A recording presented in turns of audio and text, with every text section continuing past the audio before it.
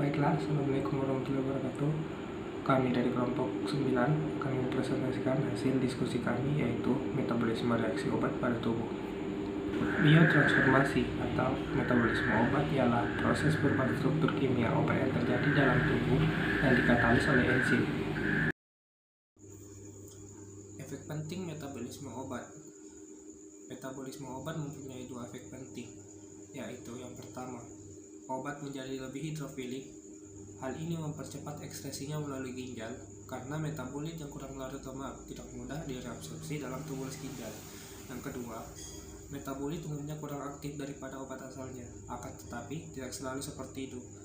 Kadang-kadang metabolit sama aktifnya atau lebih aktif daripada obat asli. Sebagai contoh, diazepam, obat yang digunakan untuk mengobati ansietas, dimetabolisme menjadi nordiazepam dan oxazepam, keduanya aktif. Selanjutnya, enzim yang berperan dalam biotransformasi obat dapat dibedakan berdasarkan letaknya dalam sel, yaitu yang pertama, enzim mikrosom yang terdapat dalam retikulum endoplasma halus, yang pada isolasi in vitro membentuk kromosom, dan yang kedua, enzim non-mikrosom. Kedua enzim metabolisme ini terutama terdapat dalam sel hati, tetapi juga terdapat dalam sel jaringan lain, misalnya ginjal, paru-paru, epitel saluran cerna, dan plasma. Di lumen saluran cerna juga terdapat enzim non-mikrosom yang dihasilkan flora usus. Enzim mikrosom mengkatalis reaksi glukuronida, sebagian besar reaksi oksidasi obat, serta reaksi reduksi dan hidrolisis. Sedangkan enzim non-mikrosom mengkatalis reaksi konjugasi lainnya, beberapa reaksi oksidasi, reaksi reduksi, dan hidrolisis. Selanjutnya, reaksi obat dalam tubuh. Obat lebih banyak dirusak di hati meskipun setiap jaringan mempunyai jumlah kesanggupan memetabolisme obat. Kebanyakan biotransformasi metabolik obat terjadi pada titik tertentu antara absorpsi obat ke dalam sirkulasi sistemik dan pembuangannya melalui ginjal. Sejumlah kecil transformasi terjadi dalam usus atau dinding usus. Umumnya, semua reaksi ini dapat dimasukkan ke dalam dua kategori utama, yaitu reaksi fase 1 atau fase non-sintetik dan reaksi fase 2 atau fase sintetik. Reaksi fase 1 atau fase non-sintetik. Reaksi ini meliputi biotransformasi suatu obat menjadi metabolit yang lebih polar melalui pemasukan atau pembukaan atau masking suatu gugus fungsional, misalnya OH, NH2, SH. Reaksi fase 1 bertujuan untuk menyiapkan senyawa yang digunakan untuk metabolisme fase 2 dan tidak menyiapkan obat untuk diekskresi. Sistem enzim yang terlibat pada reaksi oksidasi adalah sistem enzim mikrosomal yang disebut juga sistem mixed function oxidase atau MFO atau sistem monooksigenase. Komponen utama yang berperan pada sistem MFO adalah sitokrom P450, yaitu komponen oksidasi terminal dari suatu sistem transfer elektron yang berada dalam retikulum endoplasma yang bertanggung jawab terhadap reaksi-reaksi oksidasi obat dan digolongkan sebagai enzim yang mengandung HEM atau suatu hem protein dengan protoprefirin 9 sebagai gugus prostatik. Reaksi dalam fase non-sintetik adalah sebagai berikut. Yang pertama, reaksi oksidasi merupakan reaksi yang paling umum terjadi. Reaksi ini terjadi pada berbagai molekul menurut proses khusus tergantung pada masing-masing struktur kimianya, yaitu reaksi hidrolisis pada golongan alkil, aril, dan heterosiklik, reaksi oksidasi alkohol dan aldehid, reaksi pembentukan N-oksida dan sulfoksida, reaksi deaminisasi oksidatif, pembukaan inti, dan sebagainya. Reaksi oksidasi dibagi menjadi dua, yaitu oksidasi yang melibatkan sitokrom P450 atau enzim yang bertanggung jawab terhadap reaksi oksidasi, dan oksidasi yang tidak melibatkan sitokrom P450. Reaksi oksidasi meliputi yang pertama hidroksil Asia aromatik. Sebagian besar hasil oksidasi siklus aromatik adalah satu atau lebih gugus hidroksi yang terikat pada posisi tertentu, tergantung gugus yang telah ada pada siklus. Posisi hidroksilasi dapat dipengaruhi oleh jenis substituen. Yang kedua, hidroksilasi alifatik. Rantai alkil samping sering dihidroksilasi pada akhir rantai atau atom yang kedua dari belakang, misalnya pentobarbital. Hidroksilasi rantai alkil samping yang melekat pada cincin aromatik tidak mengikuti aturan umum untuk rantai samping alkil karena cincin aromatik itu mempengaruhi posisi hidroksilasi. Yang ketiga, dealkilasi. Reaksi ini merupakan reaksi peniadaan radikal yang mula-mula terikat pada atom oksigen, nitrogen, dan sulfur. Kemudian yang keempat yaitu desulfurasi. Pada turunan tia tertentu, tia urea, tia semikarbon, organofosfor, adanya oksigen akan mengganti atom S dengan O. Yang kelima, dehalogenasi. Reaksi dehalogenasi membutuhkan adanya oksigen molekuler dan NADPH. Yang terakhir, deaminasi oksidatif. Amina dimetabolisme oleh sistem oksidase campur mikrosom untuk melepas amonia dan meninggalkan keton atau amonia dioksidasi menjadi aldehid atau keton dengan bahan awal NH3. Reaksi kedua yaitu reaksi reduksi. Reduksi aldehid, azo, dan nitro. Reaksi ini kurang penting dibandingkan reaksi oksidasi. Reduksi terutama berperan pada nitrogen dan turunannya, azoik dan nitrat, kadang-kadang pada karbon. Hanya beberapa obat yang mengalami metabolisme dengan jalan reduksi, baik dalam letak mikrosomal maupun non-mikrosomal. Dalam usus mikroba terdapat beberapa enzim mikroktase. Gugus azo, nitro, dan karbonin merupakan subjek reduksi yang menghasilkan gugus hidroksiamina yang lebih polar. Ada beberapa enzim reduktase dalam hati yang tergantung pada NADH atau NADPH yang mengkatalis reaksi tersebut. Yang terakhir yaitu reaksi hidrolisis atau deesterifikasi. Reaksi lain yang menghasilkan senyawa yang lebih polar adalah hidrolisis dari ester dan amida oleh enzim. Esterase yang terletak baik mikrosomal dan non-mikrosomal akan menghidrolisis obat yang mengandung gugus ester. Di hepar atau hati lebih banyak terjadi reaksi hidrolisis dan terkonsentrasi, seperti hidrolisis peptidin oleh suatu enzim. Esterase non-mikrosomal terdapat dalam darah dan beberapa jaringan. Reaksi dalam fase sintetik, konjugasi asam glukuronat. Konjugasi dengan asam glukuronat merupakan cara konjugasi umum dalam proses metabolisme. Hampir semua obat mengalami konjugasi ini karena sejumlah besar gugus fungsional obat dapat berkombinasi secara enzimatik dengan asam glukuronat dan tersedianya asam glukuronat dalam jumlah yang cukup pada tubuh.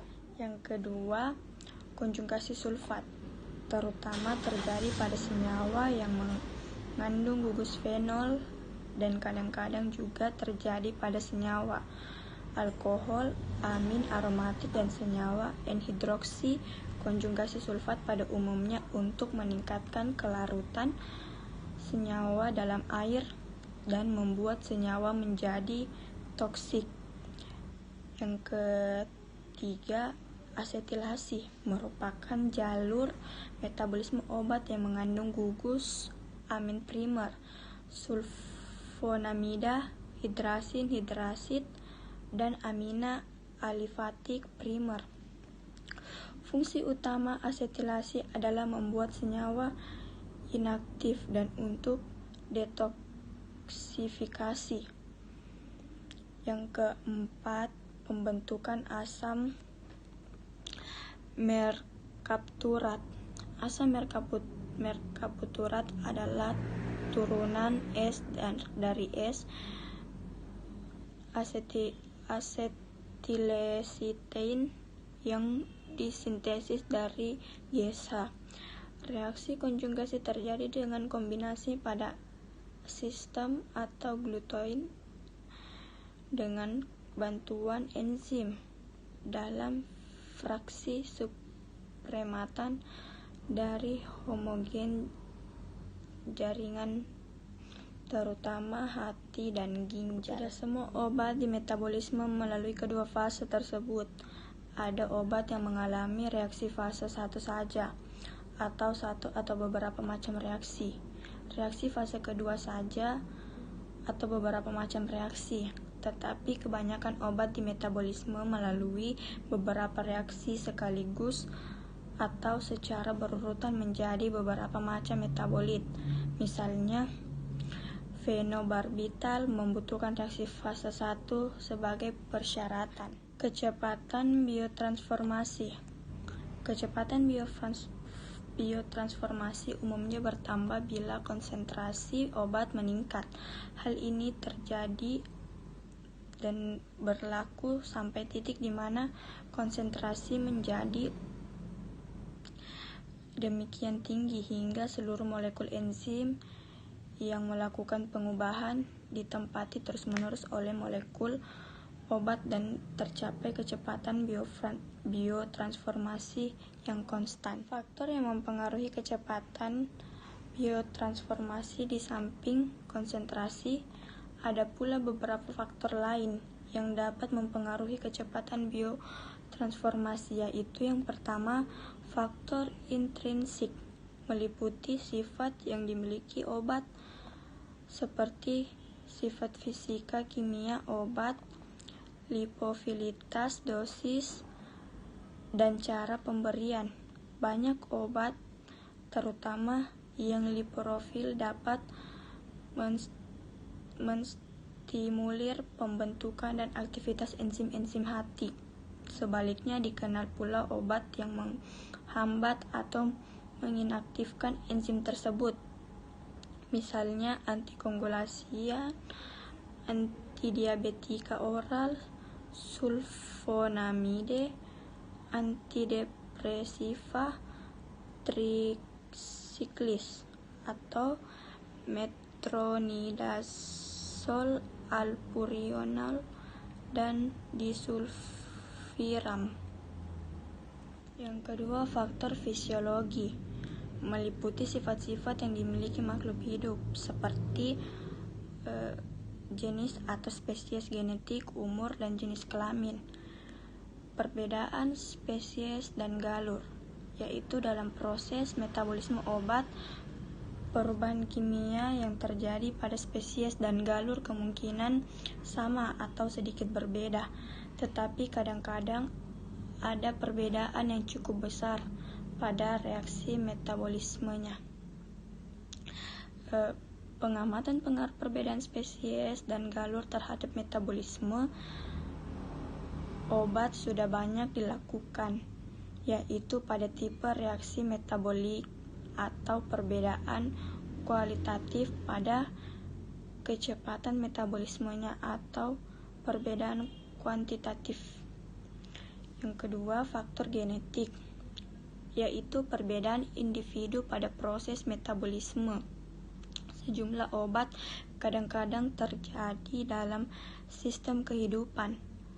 Hal ini menunjukkan bahwa faktor genetik atau keturunan berperan terhadap kecepatan metabolisme obat. Perbedaan umur.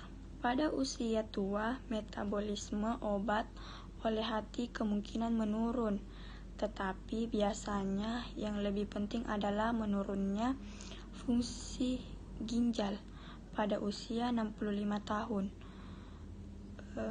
Laju filtrasi glomerulus atau LFG menurun sampai 30%. Dan tiap 1 tahun berikutnya menurun lagi 1-2% atau sebagai akibat hilangnya sel dan penurunan aliran darah ginjal. Oleh karena itu, orang lanjut usia membutuhkan beberapa obat dengan dosis lebih kecil daripada orang muda. Berikut, faktor farmakologi meliputi inhibitas enzim oleh inhibitor dan induksi enzim oleh induktor. Kenaikan aktivitas enzim menyebabkan lebih cepatnya metabolisme atau deaktivitas obat. Akibatnya, kadar dalam plasma berkurang dan perpendek waktu paruh obat.